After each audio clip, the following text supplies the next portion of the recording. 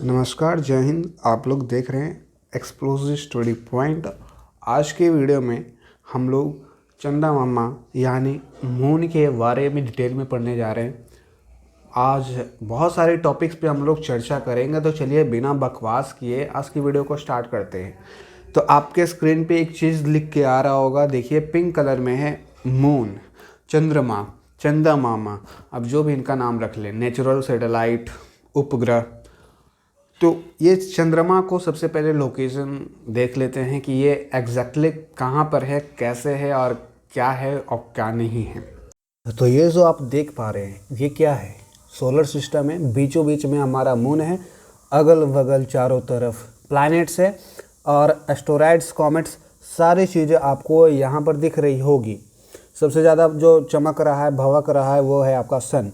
तो देखिए जूम करके दिखाते हैं, ये सन है। सन के जो बगल में, सन से तीसरे नंबर पे जो आता है हमारा अर्थ है, और अर्थ के बगल में छोटा छोटा सा एक चीज़ देख रहे होंगे, और क्या है, उसी को तो मून बोलते हैं। तो मून हमारा एकमात्र सैटेलाइट है। तो मून के बारे में ध्यान से देखते हैं। उसी मून को हमने जूम आउट करा है, तो इस तरह का मून है। अब देखिए आपको मैं दिखाता हूँ इस पे सन रेज किस तरह से पड़ रहा है। तो सन का जो किरण है इस पे डायरेक्ट पड़ता है, जिसमें आप गौर से देखेंगे तो पता चलेगा कि पूरे चंदा मामा पे सूर्य का लाइट नहीं पड़ रहा है। इधर वाला साइड जो है, पीछे वाला साइड पे रोशनी तो पहुंच ही नहीं पा रहा है। सिमिलर अर्थ के साथ भी ऐसी होता है, क्योंकि ये लोग जो है ना स्फेरिकल बॉडी होते हैं। स्फेरिकल बॉडी में ये प्रॉब्लम होता है। आपको कॉन्सेप्ट समझना है तो आप एक गेंदा ले लेना, घर में टॉर्च मारना, देखेंगे आगे जा रहा है लाइट लेकिन पीछे नहीं जा रहा है। तो इसी कारण से अमेरिका में दिन होता है, भारत में रात होता है। यही कॉन्सेप्ट है। लगभग 41% हिस्सा में सनलाइट नहीं पहुंचता है, 59% में पहुंचता है। चलिए हम लोग मेन टॉपिक पे आते हैं, आपको धीरे धीरे सभी चीज़ समझाएंगे। फर्स्ट लाइन जो दिया गया है, मून जो है अर्थ का एकमात्र उपग्रह है, एकमात्र सैटेलाइट है। कौन सा सैटेलाइट? Natural satellite. ठीक है, तो moon is the only satellite of earth. Second line, moon का अगर डायमीटर और सरकमफेरेंस पूछा जाए तो आप लोग याद रखिएगा, मून का जो डायमीटर होता है 3775 किलोमीटर होता है, और इसका सरकमफेरेंस जो होता है 10,834 किलोमीटर होता है। और जैसा कि मैंने बताया, इसका भी एक ऑर्बिट होता है, एक रास्ता होता है जिनमें ये चक्कर लगाता है। ठीक है, और इसका ऑर्बिट कैसा होता है? एलिप्टिकल होता है। क्वेश्चन एग्जाम में पूछा जाता है कि मून का जो ऑर्बिट है स्फेरिकल है कि इलिप्टिकल है, तो आप लोग इलिप्टिकल नहीं लगाइएगा। सेम एज अर्थ, अर्थ का भी ऑर्बिट इलिप्टिकल है, मून का भी। उसके बाद देखिए अगला लाइन, सीधा सा इसका मीनिंग है। ये जो कहना चाह रहा है, मान लीजिए ये आपका अर्थ है और ये आपका मून है, ठीक है, तो ये अर्थ है। अब इन दोनों के बीच में जो डिस्टेंस है उसके बेसिस पे हम लोग मून के दो नाम दे सकते हैं। जब ये जो मून है अर्थ के सबसे नज़दीक होगा, मतलब मिनिमम डिस्टेंस पे पहुंच जाएगा, तो उस सिचुएशन को हम लोग कहेंगे प्रीजी। ठीक है, minimum distance from the earth, moon और अर्थ के बीच में जब कम से कम डिस्टेंस पे ये आ जाता है उसको हम लोग प्रीजी बोलते हैं। और डिस्टेंस कितना होगा? तो डिस्टेंस होता है 3,64,000 किलोमीटर, अप्रोक्सीमेट वैल्यू है। ठीक है, मतलब इतना हो सकता है, 3,64,000 किलोमीटर। तो ये मिनिमम डिस्टेंस है। अभी अर्थ से मैक्सिमम डिस्टेंस पे जब आपका ये मून, चंदा मामा चल जाएंगे, मतलब दूर मैक्सिमम डिस्टेंस पे, तो उस सिचुएशन को क्या कहेंगे? एपोजी कहते हैं। एग्जाम में पूछे जाते हैं, इसीलिए मैं इस पे जोर दे रहा हूँ। ठीक, तो जब अर्थ से चंदा मामा की दूरी बहुत ज़्यादा हो, मतलब मैक्सिमम डिस्टेंस पे पहुँच जाए, तो उस सिचुएशन को अपोजी कहेंगे। और मैक्सिमम डिस्टेंस जो होगा 4,06,000 किलोमीटर होगा। और जब थोड़ा नज़दीक आ जाए, मून अपने अर्थ, हमारे ग्रह के नज़दीक आ जाए, कितना नज़दीक? 3,64,000 किलोमीटर, बस हम दोनों के बीच फासला रहे, तो उस सिचुएशन को हम लोग प्रीजी कहते हैं। ठीक है, और आगे लिखा गया अप्रोक्सीमेट एवरेज डिस्टेंसेस। अगर एवरेज डिस्टेंस आपसे पूछा जाए तो आप लोग ये वाला याद रखिएगा, कि कितना एवरेज डिस्टेंस है अर्थ एंड मून के बीच में। आगे देखते हैं, it takes 27 days 7 hours and 43 minutes to rotates on its axis. ये वाला लाइन समझिएगा, मैंने पिछली वीडियो में भी आपको समझाने की कोशिश करी थी, यहाँ पर भी करूँगा, समझने की कोशिश करिएगा। चंदा जो है, चंदा मामा, वो दो तरीके से चक्कर लगाते हैं। मतलब एक होता है रोटेशन, एक होता है रेवोल्यूशन। रोटेशन मतलब अपने ही जगह पर रह करके अपने एक्सिस के चारों ओर घूमना, ठीक है। मतलब समझिए, एक कोई लड़का को हमने खड़ा कर दिया, अब इसको चारों तरफ आप घूम रहे हैं, तो इसको क्या कहेंगे? ये कहेंगे ये बीच वाला जो लड़का खड़ा किया है लंबा सा, वो एक्सिस है, इसके चारों चक्कर लगा रहे हैं, तो ये हुआ रोटेशन। और रेवोल्यूशन क्या हुआ? ये अर्थ है, ये इलिप्टिकल पाथ है। अब इलिप्टिकल पाथ पे यहाँ पर ऐसे कर करके घूम कर पूरा घूमते हैं, उसको बोलते हैं रेवोल्यूशन। तो रोटेशन रेवोल्यूशन में डिफरेंस समझिएगा। जब एक्सिस पे चंदा मामा घूमेंगे तो इनको कितना टाइम लगेगा अपने खुद के एक्सिस पे।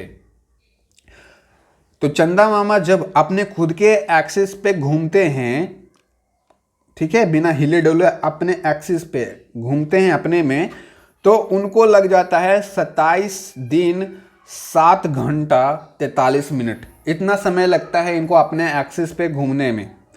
अगर वही बात मैं पूछूं, इनको इलिप्टिकल ऑर्बिट पे, इलिप्टिकल रास्ते पे घूमने में कितना समय लगता है?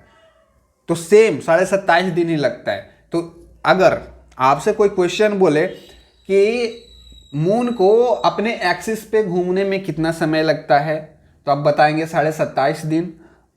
और अगर आप एग्जैक्ट बताना चाहते हो तो आप बताएंगे 27 दिन 7 घंटा 43 मिनट। और अगर फिर दूसरा क्वेश्चन वही इंसान आपसे करे कि ये बताओ, चंदा मामा को अपने इलिप्टिकल जो ऑर्बिट है, इतना बड़ा जो ऑर्बिट है, इसमें घूमने में कितना दिन लगता है? तो आप बताएंगे 27.5 दिन लगता है। सेम होता है दोनों, ठीक है। और जब 27.5 दिन मून लगाता है अपने एक्सिस पे घूमने के लिए, तो उस 27 दिन के पीरियड को एक स्पेशल नाम दिया गया है, सिडेरल मंथ। सिडेरल मंथ जो भी इसका प्रोनाउंसिएशन है, तो इसको सिडेरल मंथ कहते हैं। Okay, the moon period of revolution with reference to the sun is about 29.53 days. अब आपसे पूछा जाए, मून सन का चक्कर जो है कितने दिनों में लगाता है, ठीक है, सन का चक्कर मून कितने दिनों में लगाता है? तो आप बताएंगे 29.5 दिन। 29.53 मतलब 29.5 दिन, या फिर लगभग 30 दिन। याद करके चल सकते हैं, 30 दिन समय लगाता है ये सूर्य भगवान का चक्कर लगाने में। तो चंदा मामा सूर्य भगवान को 29.5 दिन में ये चक्कर लगाते हैं। अर्थ का चक्कर ये 27.5 दिन में लगाएगा और अपने एक्सिस पे घूमेगा 27.5 दिन में, ठीक है। अब 29.5 दिन को एग्जैक्ट अगर कोई आपसे पूछ ले, 29.5 दिन हमको नहीं जानना है, बताओ एग्जैक्ट टाइम बताओ कितना समय लगाता है, तो बताइएगा 29 दिन 12 घंटा 44 मिनट 2.8 सेकेंड। ये एग्जैक्ट टाइमिंग है। और ये जो आपका मून है, सन का जो चक्कर लगाता है 29 लगभग 30 दिन में, उसको क्या कहा जाता है? एक नाम दिया गया है, उसका नाम है साइनोडिक मंथ। जब मून सन का चक्कर लगाने के लिए 29.53 डेज ले, लगभग 30 दिन ले, तो उसको नाम दिया गया है, उस समय को नाम दिया गया है, 29 दिन के समय को साइनोडिक मंथ कहा जाता है। अब आगे देखते हैं, only 59% of the total surface of the moon is visual from the earth. जैसा कि मैंने आपको दिखाया थोड़ी देर पहले विजुअल के माध्यम से, सन का जो लाइट था डायरेक्टली कहाँ पे आ रहा था? एक ही साइड पे पड़ रहा था, एक साइड विजुअल नहीं था ना, एक साइड पूरा काला काला दिख रहा था। सेम अर्थ के साथ भी यही होता है, एक साइड सन का लाइट डायरेक्ट आता है और एक साइड सन का लाइट पहुंच ही नहीं पाता है। तो ये दिक्कत हो जाती है। इसी कारण आप देखते होंगे भारत में दिन हो रहा है तो उधर अमेरिका में रात हो रहा है, भारत में रात हो रहा है तो अमेरिका में दिन हो रहा है, क्योंकि हमारा अर्थ जो है स्फेरिकल टाइप का है, ठीक है। एक तरफ लाइट पहुंचती है, एक तरफ डार्क रहता है, फिर अगर नेक्स्ट टाइम दूसरी तरफ लाइट पहुंचेगा तो एक तरफ फिर से डार्क हो जाएगा। तो इस तरीके से जब अर्थ घूमता है उस तरीके से लाइट सबको धीरे धीरे मिलता है। सेम मून के साथ भी होता है, एक तरफ लाइट पहुंचता है, एक तरफ नहीं पहुंचता है। वही वाली बात कही गई है। मून भी अपने एक्सिस पे थोड़ा सा टिल्टेड है, जिसके माध्यम से 59% ऑफ सनलाइट मून पे पहुंच पाता है। ठीक है, अब आगे देखते हैं मून के बारे में थोड़ा सा। मून का मास वजन कितना होता है? तो मून का जो मास का वजन है as compare to the earth से कंपैरिजन करा जाए तो इसका 1:81.30 है। तो मतलब 81 का 1वां भाग। ठीक है, 1:81 है। डेंसिटी पूछा जाए रिलेटिव टू द वाटर के डेंसिटी से मून का डेंसिटी पूछा जाए तो 3.34 है। Density relative to the earth surface तो इसका याद रखिएगा 0.6058 है। ठीक है, आगे देखिए hidden part of the moon surface. अब जैसा कि आप लोग पता है 59% सनलाइट मिल रहा है मून को। 59% जो मून का पार्ट है उस पर सनलाइट पहुंच पाता है। 100% में 59 घटा दो, आपको 41% ऐसा जगह मिलेगा जहां पे सन का लाइट नहीं पहुंचता है, वो डार्क एरिया जनरली होता है। ठीक है, और जब वो घूमेगा, क्योंकि आपको भी पता है मून घूमता है, तो वो 41% जब घूम जाएगा तो इसको भी सनलाइट मिलेगा, लेकिन इधर वाला फिर डार्क हो जाएगा। इस तरीके से घूमते घूमते होता है सारा काम। अब कुछ और फैक्ट्स है, जैसे कि highest point on the moon. Moon का सबसे ऊंचा भाग, जैसे हमारे धरती पे माउंट एवरेस्ट वगैरह है, तो मून पे सबसे हाईएस्ट पॉइंट क्या है? तो मून का जो सबसे हाईएस्ट पॉइंट है, एक माउंटेन है, माउंटेन का नाम है, माउंटेन का जो नाम दिया गया है लेविनिज इनका नाम है, और इनका जो ऊंचाई है लगभग 35,000 फीट है। तो हाईएस्ट पॉइंट है मून पे। क्वेश्चन बनता है, ध्यान में रखना है। ठीक है, और ये जो माउंट लेविनिज है ये कहाँ पाया जाता है? तो ये मान ले जाइए आपका क्या है, मून है। मून का ये जो साउथ पोल रीजन है, नीचे वाला सबसे पोलर रीजन जो होता है साउथ पोल, ठीक है, वहां पे ये पाया जाता है, south pole of the moon. देखिए, the brightest part of the moon is full of mountains where the dark patches are low lying plains. देखिए, the bright part of the moon, जो चमकता है मून में, वो मून का जो mountains है वो चमकते हैं। लेकिन आप मून को अगर आप गहराई से ध्यान से देखेंगे तो मून पे बहुत ज़्यादा गड्ढे हैं यार।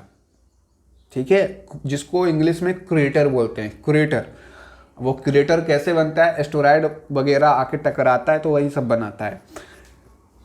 तो जो डार्क पैचेस है उसको हम लोग क्रेटर बोलते हैं, मून पे बहुत ज़्यादा देखेंगे। कहते हैं ना, मून में भी दाग हैं तो आपको पिंपल्स हो रहा है तो कौन सी बड़ी बात है। एग्जाम्पल देते हैं ना, मून ऐसी खूबसूरत चीज़ में जब दाग हो सकता है तो तुम तो इंसान हो, तुम्हारे पिंपल हो रहे हैं, ठीक है होने दो। उसके बाद देखते हैं लास्ट अगला पॉइंट जो है, sea of tranquility made up of plains of dust particles. देखिए, सी ऑफ ट्रैंक्विलिटी जो है मून पर एक सतह जगह का नाम है।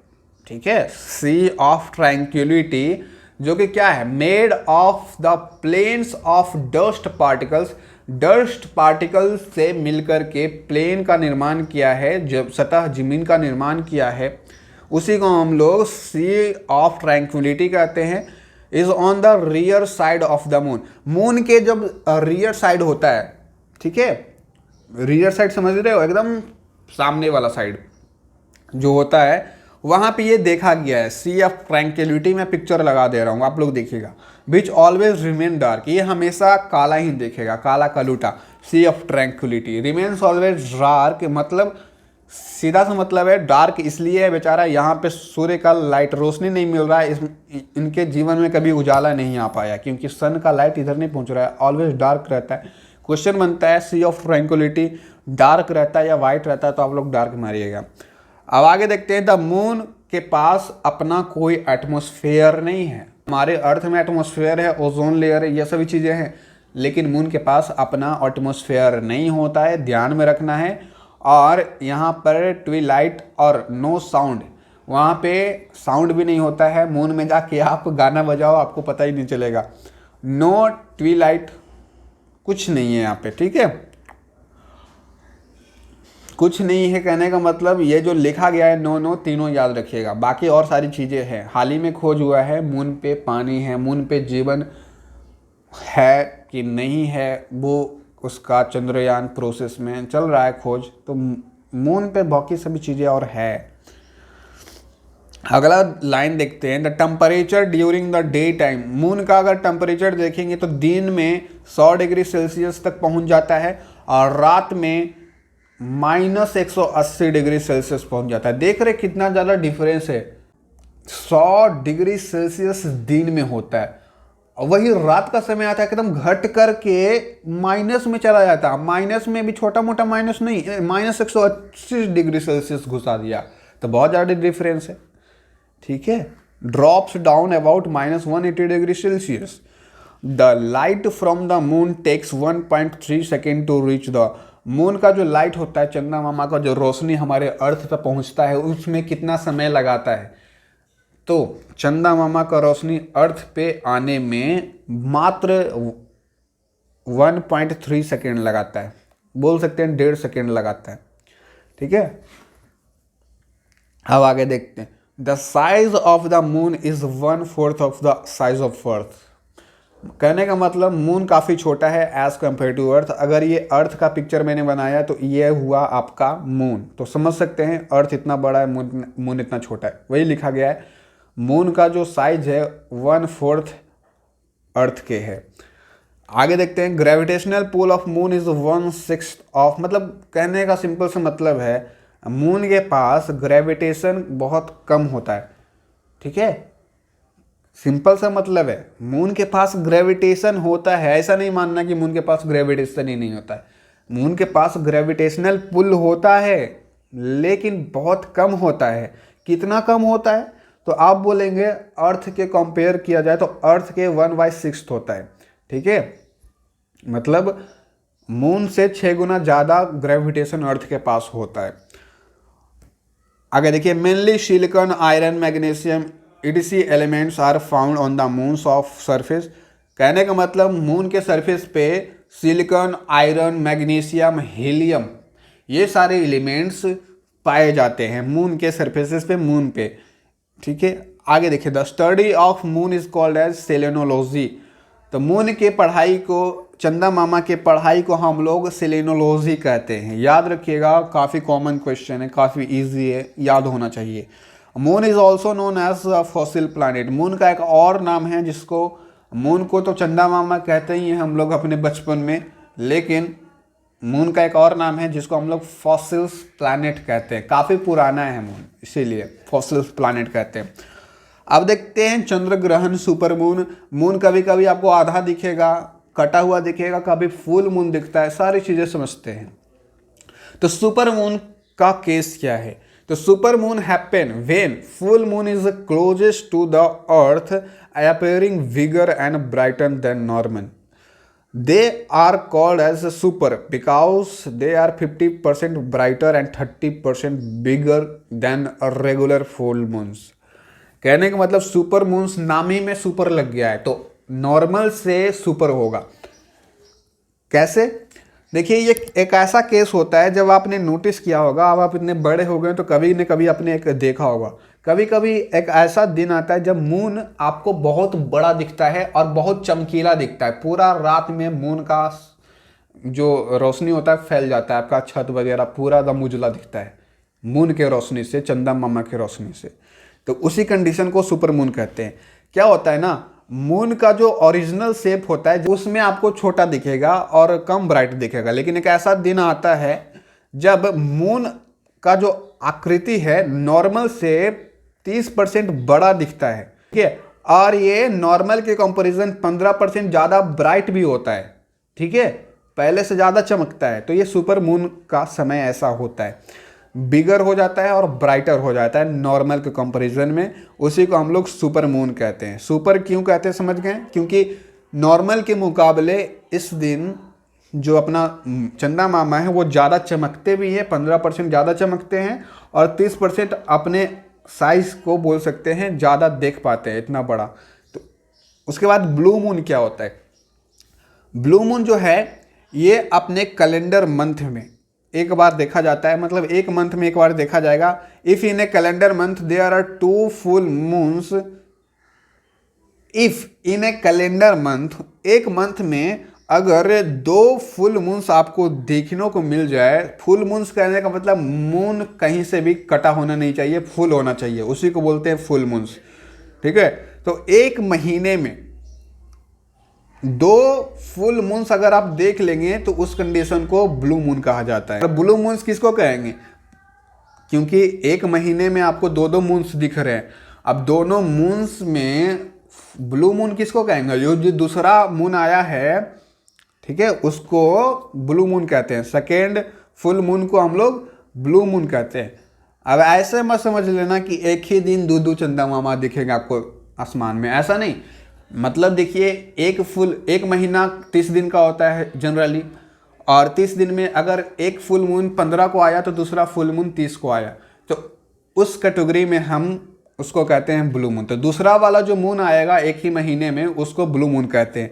It is because the gap between 2 moons which is less than 31 days. ये ऐसा इसलिए होता है कि जो गैप होता है 2 मून्स के बीच में वो 31 डेज का होता है। ठीक है, लेस देन 31 डेज, सॉरी 31 दिन से भी कम का होता है, लेकिन महीना आप जानते हैं 31 दिन का होता है, तो ये सिचुएशन क्रिएट हो जाती है। ठीक है, if in a specific year blue moon appears in 2 or more than 2 months then it is referred as the blue moon year. कहने का मतलब ये हुआ, अगर कोई एक साल में, ठीक है, अभी 2022 चल रहा है जब मैं ये वीडियो बना रहा हूँ, अगर इस साल में जो मून है एक साल में, मतलब जो ये ब्लू मून का केस है 2-4 बार देखने को मिल जाए तो उस ईयर को हम लोग ब्लू मून ईयर कहते हैं। और ब्लू मून का क्या केस है कि एक महीने में 2 मून होना चाहिए। अगर एक महीने में 2 मून अगर हमने जनवरी में देखा, फिर आगे चल के फरवरी में भी देख रहे हैं, मार्च में भी देख रहे हैं, तो बार बार देख रहे हैं ना, तो बार बार देखेंगे तो उसको हम लोग साल में काउंट करेंगे और उस साल को हम लोग कह देंगे ब्लू मून ईयर। ओके, आगे देखते हैं ब्लड मून। खूनी मून क्या होता है? खतरनाक होगा, नाम से लग रहा है। देखिए, ब्लड मून खतरनाक वैसे नहीं होता है। A blood moon is the name given of the view of the moon during total lunar eclipse. Because of the way light passes through the earth atmosphere during the eclipse, the red light from the sun reflected on it. The moon is a reddish color, earns its nickname blood moon. तो इसको blood moon बस इसलिए कहा जाता है, जब चंद्र ग्रहण लगता है तो आप नोटिस करते होंगे जो सूर्य का लाइट है फिर चंद्रमा पे आएगा तो चंद्रमा जो होता है लाल लाल दिखता है, इसीलिए इसको हम लोग, ब्लड कैसा होता है? लाल, इसीलिए जब लाल लाल दिखता है ना तो इसको हम लोग ब्लड मून कह देते हैं। ये नाम दिया गया, निकनेम दिया गया साइंटिस्ट की तरफ से। ठीक है, आगे देखते हैं लूनार टेट्राड। टेट्राड मतलब होता है 4, ये लूनार मतलब होता है मून। तो लूनार टेट्राड क्या है? A sequence of 4 total lunar eclipse including no partial eclipse is called as tetrad. मतलब लगातार 4 बार चंद्र ग्रहण हो जाए तो उसको हम लोग क्या कहेंगे? लूनार टेट्राड कहेंगे, 4 बार। ठीक है, टेट्राड मतलब ये होता है 4।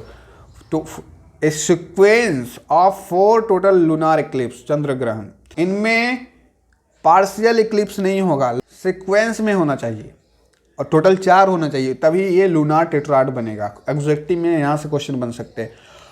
अब आते हैं हमारे आज का मेन VVI टॉपिक।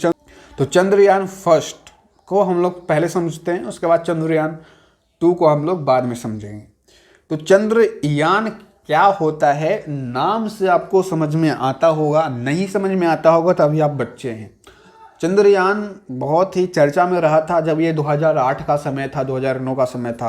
तो चंद्रयान को अगर सिंपल में समझना चाहते हो ना, एकदम बच्चा वाला भाषा में, तो बोलेंगे एक रॉकेट था, रॉकेट को इसरो ने छोड़ा था और ये रॉकेट जाता है चंदा मामा पे। चंदा मामा पे जाकर के क्या करता है?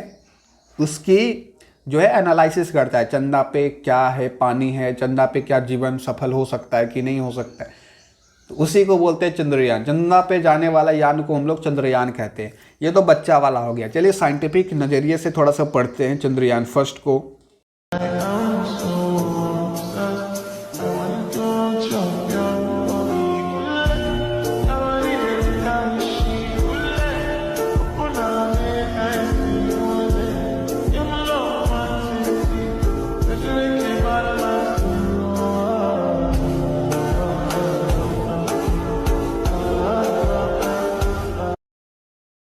चंद्रयान फर्स्ट जो है एक तरह का मिशन था हमारे इंडिया का, ठीक है, नाम से ही समझ में आ रहा होगा चंद्रयान इंडियन नेम है, तो हमारे इंडिया का एक तरह का मून क्राफ्ट था जो कि मून पे जाना था और मून का एनालिसिस करना था। तो इसका ये मेन मोटिव था, गोल था। अब चंद्रयान से लेकर के कुछ आपके एग्जाम में इंपॉर्टेंट क्वेश्चन बनते हैं, फैक्ट्स हैं, ध्यान में रखिएगा।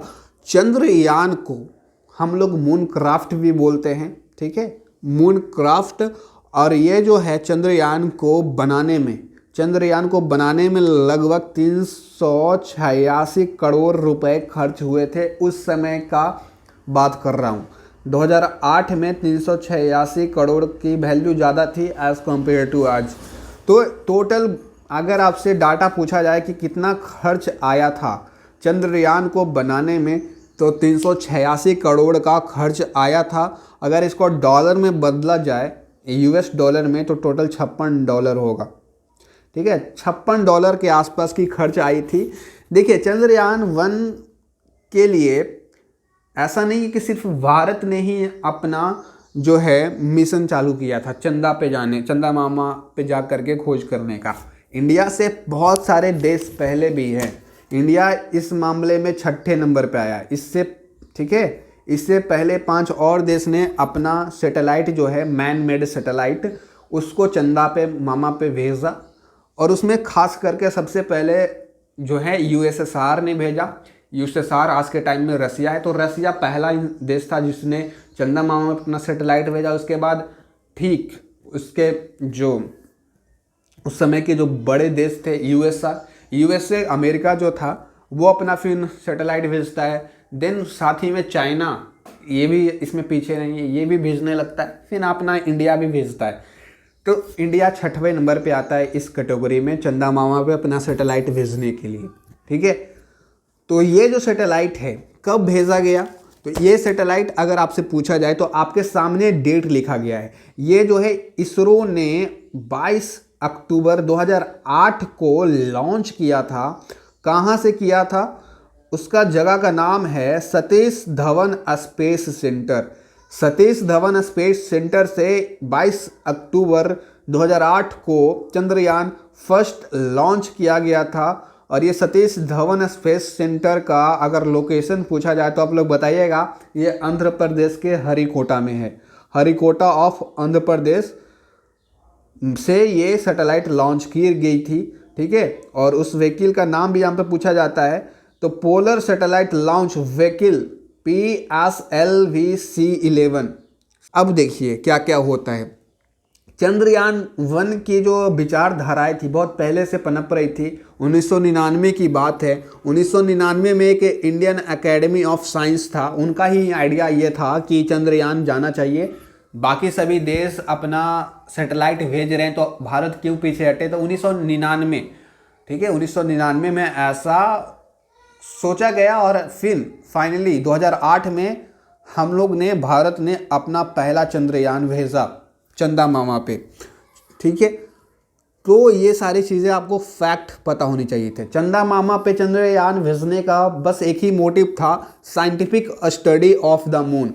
मून की साइंटिफिक स्टडी की जाए, एनालिसिस की जाए, मून पे क्या क्या कौन कौन से मेटल्स एलिमेंट्स प्रेजेंट है, क्या क्या मून पे पानी है या नहीं है। इस तरह का एनालिसिस करने के लिए लोग यूएसए, रसिया, भारत, चाइना अपना सैटेलाइट मून पे भेजा करता था। तो देखिए सबसे पहला जो है 22 अक्टूबर को लॉन्च किया गया। कहाँ से लॉन्च किया गया आप लोग ये याद रखिएगा, ठीक है, इसका नाम भी आप लोग याद रखिएगा। अब देखते हैं इस चंद्रयान 1 के थोड़े से इक्विपमेंट के बारे में। इसमें एक और फैक्ट्स है, चंद्रयान में मैनलेस था। मैनलेस कहने का सिंपल से मतलब है, मतलब इस सैटेलाइट में कोई इंसान नहीं बैठा हुआ था, ये बिना इंसान के गया था, इसको कंट्रोल कर रहे थे इसरो वाले। ओके, तो ये था विदाउट मैन लूनार प्रोब था एक तरह का। अब चंद्रयान के कुछ इंस्ट्रूमेंट्स के बारे में बात करते हैं। चंद्रयान को आप अगर डिटेल से देखेंगे तो थोड़ा सा इनके इंस्ट्रूमेंट को भी समझना जरूरी है। चंद्रयान 1 के लिए मैंने आपको थोड़ा देर पहले बनाया 386 करोड़ के आसपास की खर्च हुई थी, जिनमें से टोटल चंद्रयान 1 में 11 इंस्ट्रूमेंट्स थे। चंद्रयान 1 के अंदर टोटल कितने इंस्ट्रूमेंट्स थे? 11 इंस्ट्रूमेंट्स थे। 11 में 5 इंडियन था, बाकी 6 जो था वो विदेशी था, फॉरेन इंस्ट्रूमेंट था। तो बोल सकते हैं चंद्रयान 1 में 2 तरह के इंस्ट्रूमेंट लगाए गए थे, इंडियन इंस्ट्रूमेंट्स और फॉरेन इंस्ट्रूमेंट्स, तब जाके आपका ये चंद्रयान 1 बन पाया। ठीक है, तो ये टोटल 11 इक्विपमेंट्स थे, उसमें से 5 इंडियन था और 6 जो था फॉरेन था। और इसी 6 फॉरेन में से एक यूएसए का था। ठीक है, यूएसए के टोटल 2 इक्विपमेंट्स थे, इंस्ट्रूमेंट था, जिसमें से एक का नाम था, उसका नाम काफ़ी ज़्यादा इम्पोर्टेंट है, M3। ठीक है, M3 यहाँ पर भी लिखा हुआ वैसे M3। तो ये यूएसए का इक्विपमेंट था, यूएसए का इंस्ट्रूमेंट था जो कि हमारे चंद्रयान 1 में लगा हुआ था। अब इसका रोल काफ़ी ज़्यादा इम्पोर्टेंट हो जाता है। ओके, फर्स्ट ऑफ ऑल आप इसका फुल फॉर्म याद रखिएगा। M3 का फुल फॉर्म क्या होता है? तो मून मिनरोलॉजी मैपर, 3 बार MM आया इसलिए M3 इसको कहते हैं। तो मून मिनरोलॉजी मैपर इसको कहते हैं।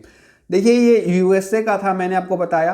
क्या होता है ना, चंद्रयान 1 जो भेजा गया था चंदा मामा पे, तो ये सक्सेसफुल मिशन था। इंडिया का ये पहला सक्सेसफुल मिशन था चंदा मामा पे।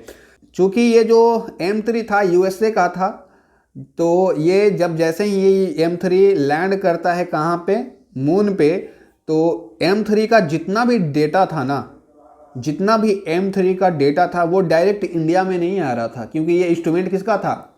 इंस्ट्रूमेंट था यूएसए का। तो ये M3 जो डेटा मून पर से डेटा पहुंचाता है, ये नासा को पहुंचा रहा था, इसरो को पहुंचाने की बजाय। तो सारा का सारा डेटा नासा को पहुंचा रहा था। तो 2018 ही की बात है, 2018 में नासा ने डिक्लेयर करा कि हमारा जो M3 था, जो चंद्रयान 1 में लगा हुआ है, उसने एक बहुत बड़ी खोज करी है मून पे। और इसने ये कहा कि मून के सतह पे पानी मौजूद है, मून पे पानी है, ऐसा M3 के माध्यम से पता लगा और 2018 में नासा ने डिक्लेयर कर दिया। तो इवेंचुअली हुआ क्या? सारा मेहनत किया चंद्रयान 1, लेकिन क्रेडिट कौन ले गया? नासा। सारा मेहनत किया हमारे रिसर्च सेंटर इसरो ने, लेकिन क्रेडिट कौन ले गया? नासा। और क्रेडिट क्यों ले गया नासा?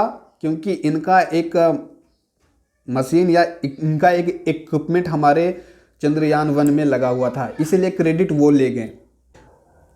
तो कह सकते हैं यार, भारतीयों का किस्मत ही खराब था। मेहनत भारतीय ने करा, क्रेडिट ले गया अमेरिका वाला, क्योंकि नासा अमेरिका का ही तो है, तो नासा क्रेडिट ले गया।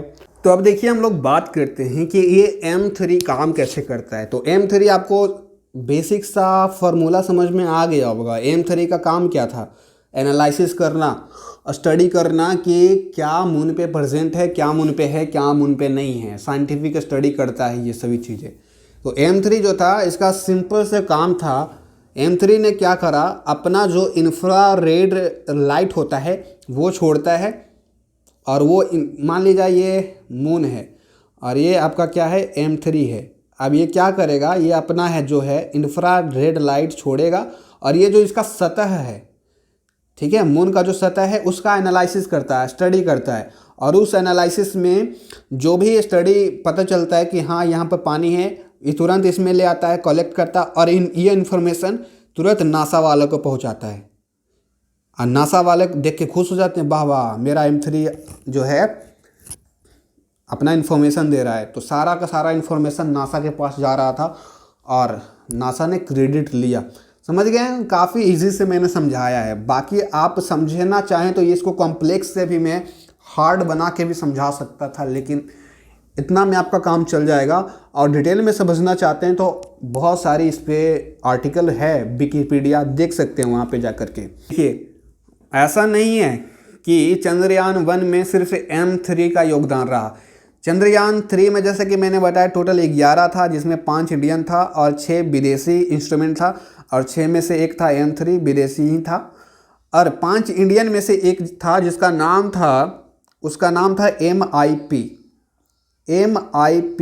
जिसको नाम बोलते हैं यहाँ पर दिया गया है मून इम्पैक्ट प्रोब। ये भी क्लेम किया था सेम चीज़ जो M3 ने बताया ना, वही वाला चीज़ हमारा इंडियन इंस्ट्रूमेंट जो था लगा हुआ इसमें, इसने भी वही सेम चीज़ बताने की कोशिश करी लेकिन बता नहीं पाया। ठीक है, नहीं होता है। आपके क्लास में 2 लड़का होता है, एक एकदम होता है फटादार, बोलने में एकदम होता है, एकदम फ्रैंक होता है, कोई भी क्वेश्चन सर पूछेंगे तुरंत हाँ सर हम बताएंगे।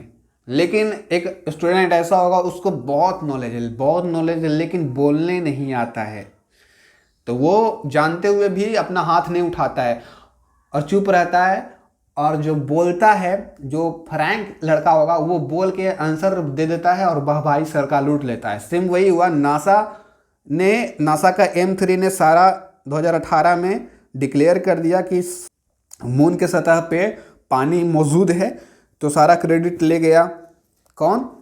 ये आपका नासा वाले, USA वाले ले गए। अगर वही हमारा Indian instrument MIP moon impact probe claim कर देता M3 से पहले, तो सारा का सारा क्रेडिट चंद्रयान 1 का हम लोग ले आते हैं, इंडियन ले आता, और इंडियन का आज के टाइम पे जो एक रिस्पेक्ट है ऑल ओवर वर्ल्ड, इसरो का जो रिस्पेक्ट है और बढ़ जाता। बहरहाल ऐसा हुआ नहीं, MIP से आगे निकल गया M3। ठीक है, अब कुछ टेक्निकल ग्लिच के कारण, कुछ प्रॉब्लम्स के कारण MIP जो है पूरी तरीके से अपना इंफॉर्मेशन दुनिया के सामने नहीं रख पाया। ठीक है, ज़्यादा इनके गहराई में नहीं घुसी है कि क्यों MIP क्यों असफल हो गया। वो पढ़ना है तो अगेन विकिपीडिया आपका सहारा है, पढ़ सकते हैं, बस इतना ही आप लोग ध्यान रखिएगा।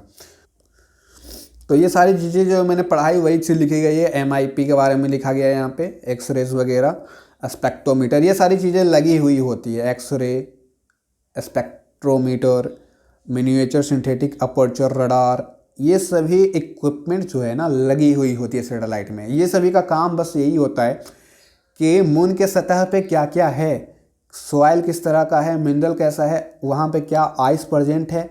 देखिए, आइस से याद आया मुझे, चंदा मामा पे जो पानी खोज की गई है, वो पानी कौन से फॉर्म में पाई जाएगी? क्या वो लिक्विड फॉर्म में पाई जाएगी या सॉलिड फॉर्म में? तो आप बोलेंगे सॉलिड फॉर्म में पाई जाएगी। चंदा मामा पे ना तो कोई रिवर है, ना कोई नदी है, ना कोई लेक है, ना कोई नहर है। चंदा मामा पे जो पानी मिला है ना, वो आइस के फॉर्म में मिला है। आइस कैसा होता है, आप लोग बर्फ़ देखी होंगी, उस फॉर्म में मिला है। और आइस के जो फॉर्म में मिला है ना, ऐसा आइस नहीं जो अंटार्कटिका वगैरह में, उस तरह का आइस नहीं। इनका जो आइस है, इनका जो बर्फ़ मिला है चंदा मामा पे, वो सॉइल में अंदर में है। ठीक है, तो जब सॉइल को खोदेंगे, मान लीजिए आपने ज़मीन को खोदेंगे तो ढेर सारा आइस मिलेगा, तो उस तरह का पानी यहाँ पर मिला है।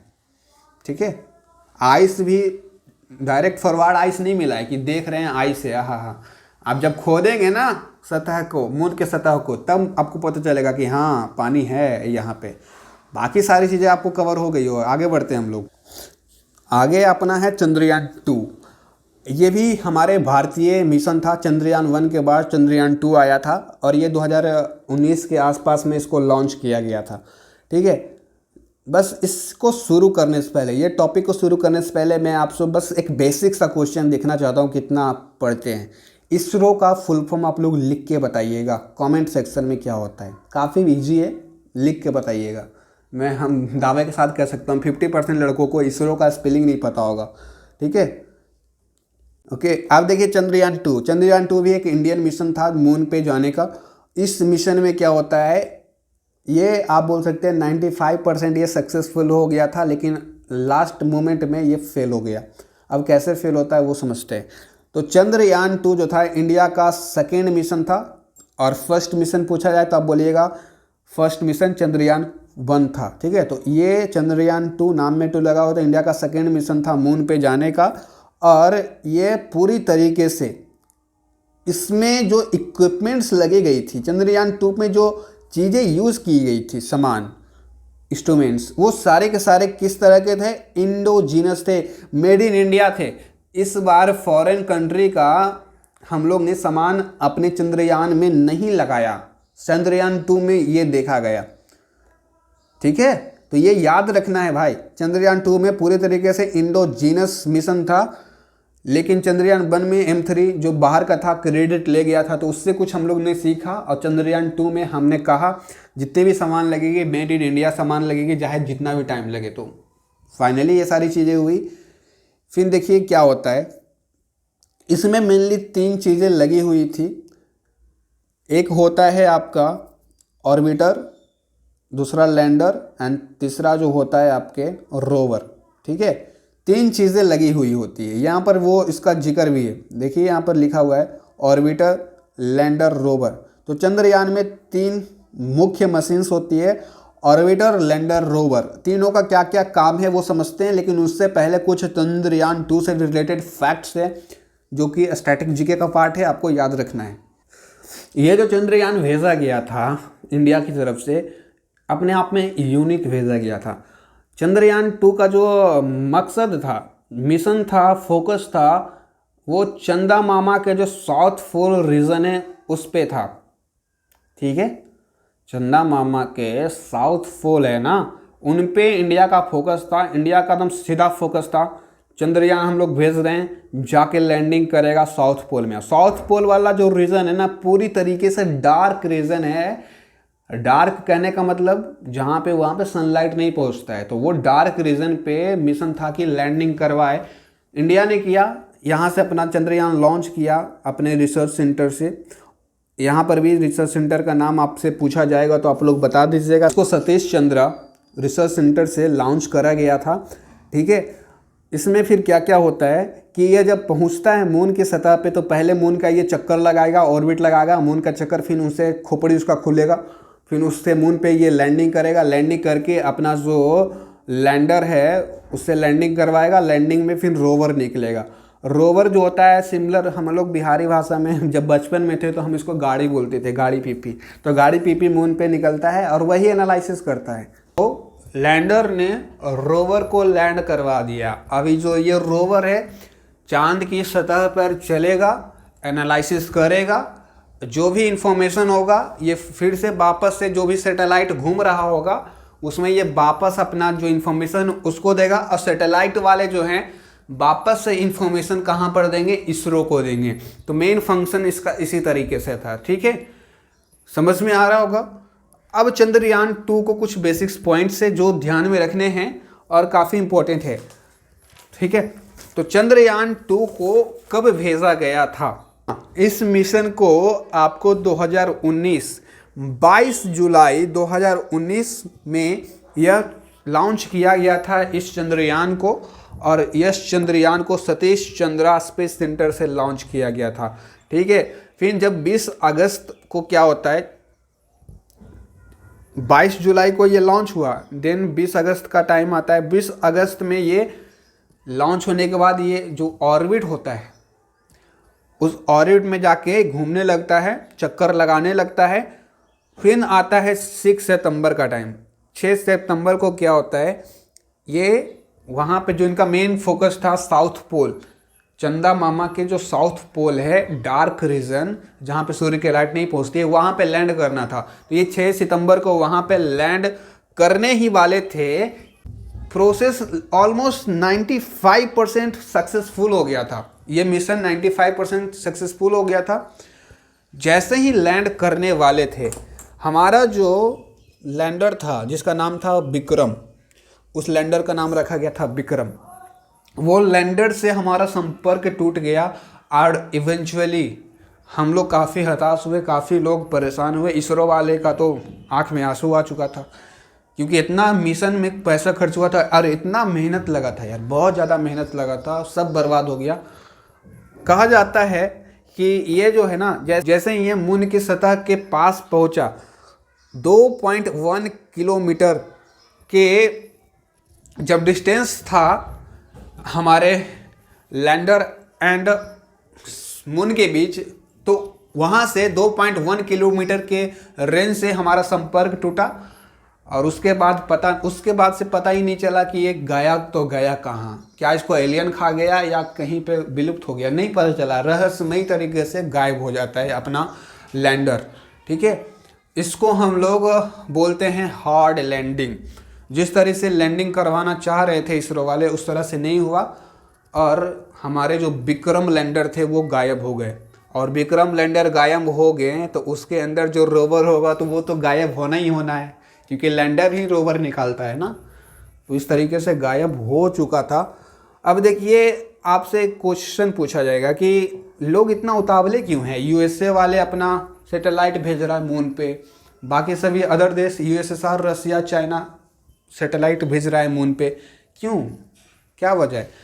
तो मेन वजह है हम आगे इस तरीके से जो भी पहले खोज करेगा उसका वर्ल्ड में नाम होगा। और एक कारण ये भी है कि मून पे बहुत ज़्यादा हीलियम पाई जाती है। हीलियम 3 बोलते हैं। हीलियम 3 जो है हीलियम का ही एक आइसोटोप है।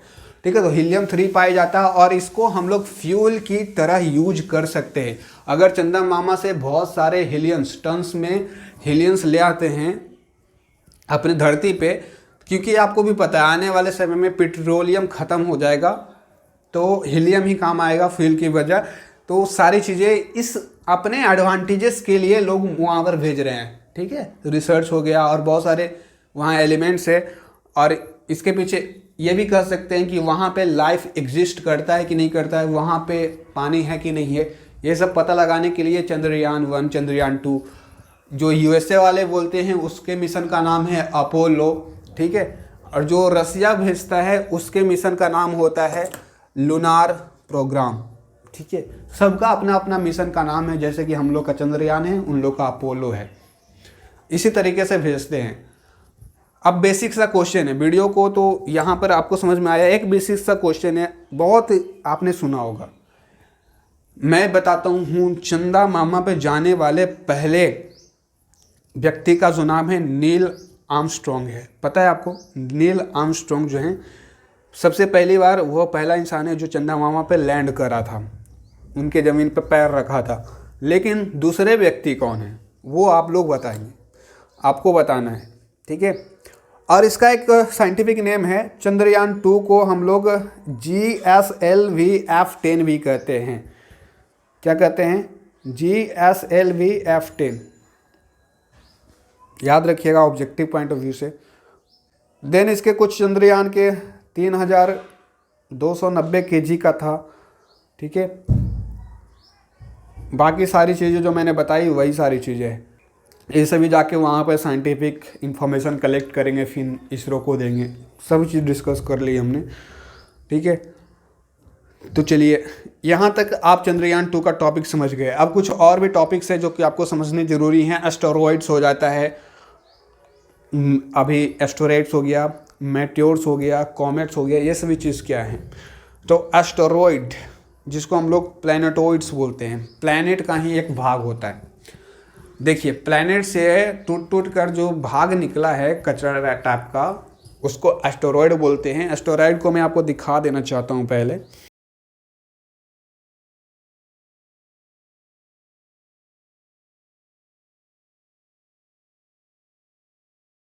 तो आप ये देख सकते हैं, ये हमारा सोलर सिस्टम है और बीच में ये सब जो ब्राउन ब्राउन ढेला टाइप का दिख रहा है वो कुछ ये है, उसी को बोलते हैं asteroid.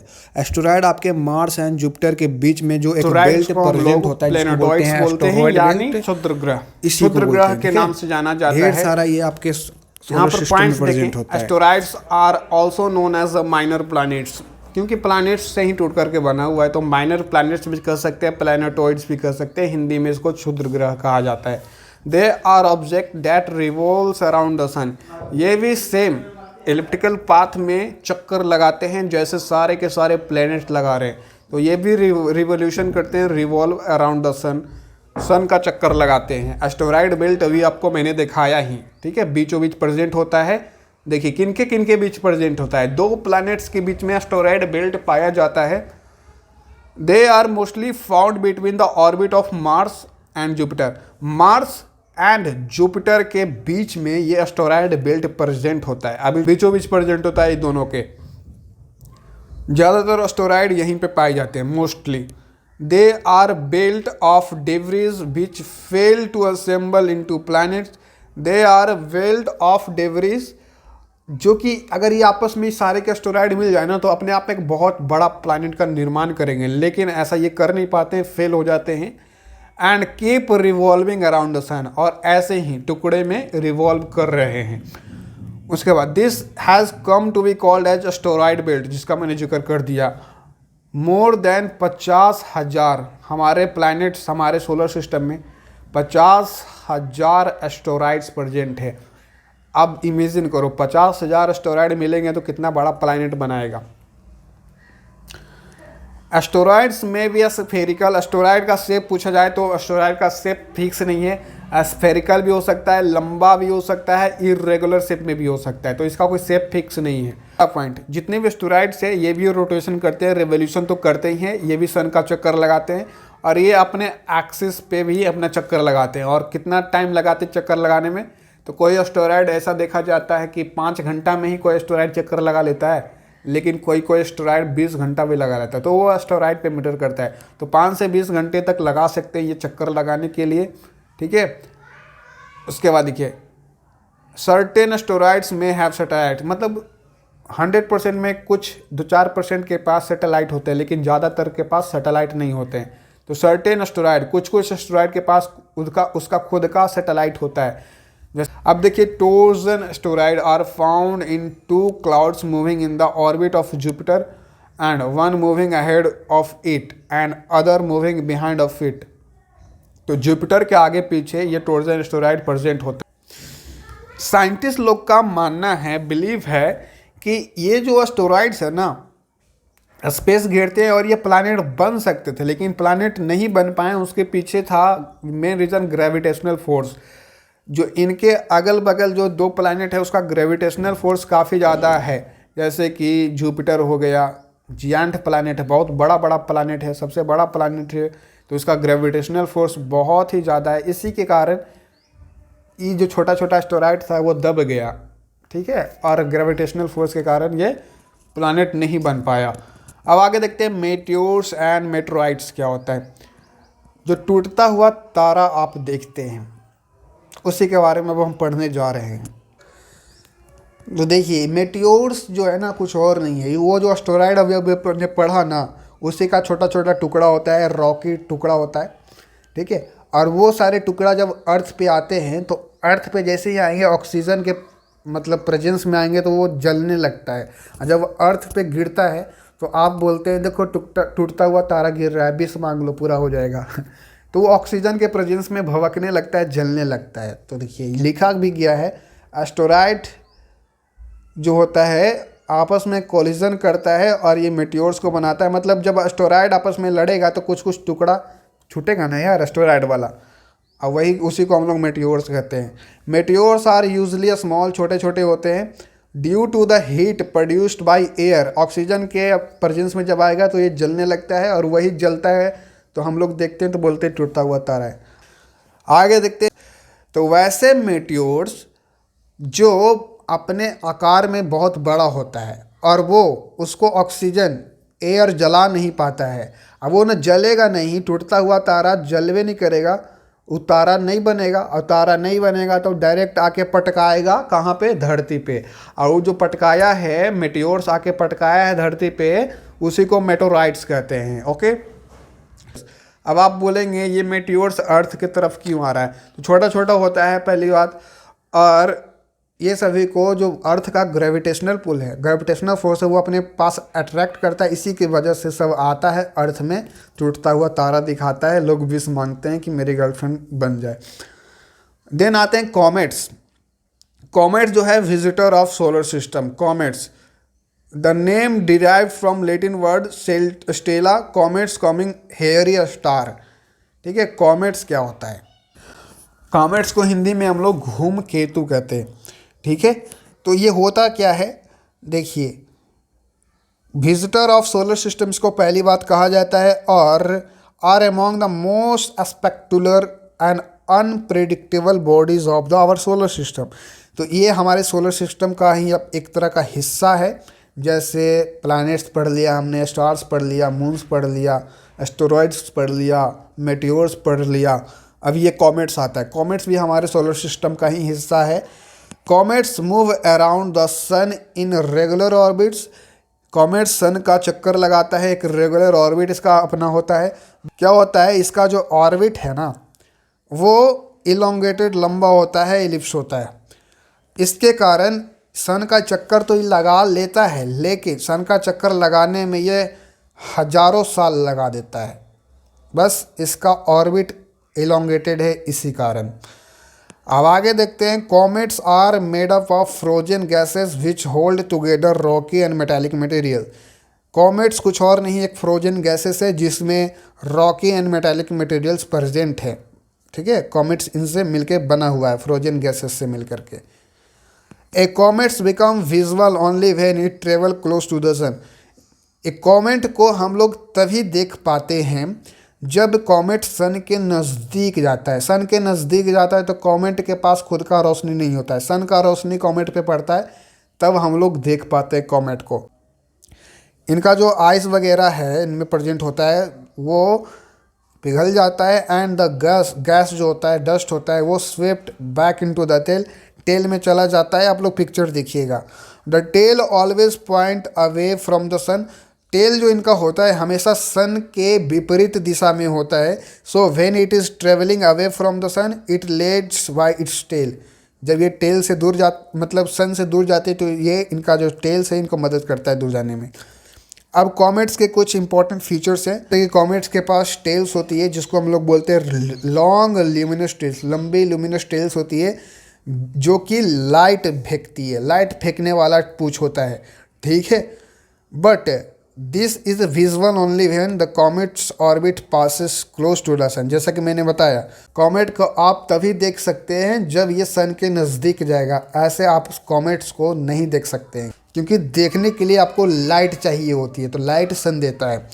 When a comet travel close to the sun, इनका जो देखिए सन के करीब जाएंगे तो उसका आइस तो मेल्ट होगा ही, आइस मेल्ट होगा क्योंकि सन बहुत ज़्यादा गर्म है। To the head of gas and called as coma. जब ये प्रक्रिया होती है, आइस मेल्ट हो जाता है इसका हेड वाला, और इसी प्रोसेस को हम लोग बोलते हैं कोमा। वो हॉस्पिटल वाला कोमा नहीं, ये वाला कोमा, याद रखना। फिर उसके बाद सन रेडिएशन जो होता है धीरे धीरे गैस टेल में पहुंच जाता है। Dust particles are also swept back from the dust tail. ठीक है, ये सारी चीज़ें टेल में पहुंच जाती है। अब स्टार्स के बारे में मैंने काफ़ी डिटेल में पिछली वीडियो में कवर करा है, आप लोग जाके देख लीजिएगा। कॉन्स्टेलेशन भी मैंने आपको समझा दिया था। ठीक है, कॉन्स्टेलेशन क्या होता है। एस्ट्रोनॉमिकल जो साइंटिस्ट हैं, एस्ट्रोनॉमर्स हैं, स्टार के पोजीशन को समझने के लिए सभी को, पूरे यूनिवर्स को यूनिट्स में डिवाइड कर दिए हैं, टुकड़ों में बांट दिए हैं, और उसी को हम लोग कॉन्स्टेलेशन बोलते हैं। Group of star is known as constellation. Okay, this constellation were named as the honour of mythological characters. Mythological character के बेसिस पे कॉन्स्टेलेशन का नाम रखा गया है। टोटल हमारे ब्रह्मांड में 88 कॉन्स्टेलेशन फिलहाल रिकॉग्नाइज किए गए हैं, तो 88 कॉन्स्टेलेशन है। Some well known constellation are, कुछ कॉन्स्टेलेशन के नीचे में नाम दिए गए हैं, जैसे कि उसरा मेजर, जिसको हम लोग ग्रेट बियर बोलते हैं। ये बियर भालू की तरह दिखने में लगता है। ग्रुप ऑफ स्टार है उसरा मेजर। आप देखिएगा, उसरा मेजर को इंडियन में इनको सप्तऋषि कहा जाता है इंडिया में। ठीक है, कॉन्स्टेलेशन जो है इसको कैंसर माना जाता है। कर्क आपकी कौन सी राशि है आप भी जानते होंगे, तो यही सब राशि वगैरह पता चलता है इससे। देन उसके बाद से उसरा मेजर के बाद आता है उसरा माइनर। इसको हम लोग लिटिल बियर बोलते हैं क्योंकि ये छोटा होता है, और इसी को इंडिया में ध्रुव मत्स्य बोलते हैं। कॉन्स्टेलेशन जो है लियो है, और इसका कॉन्स्टेलेशंस का नाम शिमला है। ठीक है, तो ये सारे कैंसर कॉन्स्टेलेशन का नाम है ये सब, और इसका इंडियन नेम है, आप लोग देख लीजिएगा। गैलेक्सी के बारे में भी मैंने पिछली वीडियो में काफ़ी बढ़िया समझाया था। हमारा जो गैलेक्सी का नाम है मिल्की वे गैलेक्सी। ठीक है, देन उसके बाद अर्थ के बारे में हम लोग जो हैं अगली वीडियो में अच्छे से समझेंगे। ठीक है, गैलेक्सी वाला वीडियो, स्टार वाला वीडियो प्रीवियस वीडियो था, lecture number 2 and lecture number 3 देख लेना। फिलहाल आज की वीडियो में इतना ही, अगली वीडियो में मिलेंगे। Thank you for watching my video.